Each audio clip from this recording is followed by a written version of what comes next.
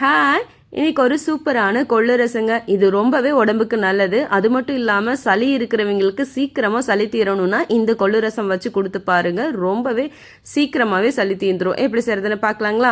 இதுக்கு ஒரு மிக்சி ஜாரில் ஒரு தக்காளி, கூடவே ஒரு டேபிள் ஸ்பூன் சீரகம், ஒரு டேபிள் ஸ்பூன் மிளகு, ஒரு டேபிள் ஸ்பூன் வரமல்லி, ஒரு பிஞ்ச் அளவுக்கு வெந்தயம் போட்டு அரைச்சி எடுத்துக்கிட்டேன்.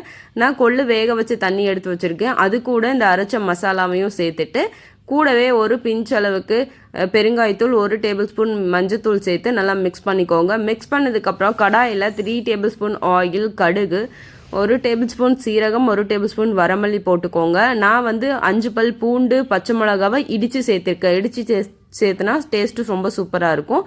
இடித்து சேர்த்துட்டு அது கூடவே நம்ம ஆல்ரெடி மிக்ஸ் பண்ணி வச்சுருக்கிற ரசம், தேவையான அளவு புளி தண்ணி, கொஞ்சமாக உப்பு சேர்த்து நல்லா நுர கட்டி வர்ற வரைக்கும் வெயிட் பண்ணுங்கள். நல்லா நுர கட்டி வரும்போது நீங்கள் ஆஃப் பண்ணிட்டீங்கன்னா சூப்பரான கொள்ளு ரசம் ரெடி ஆச்சுங்க.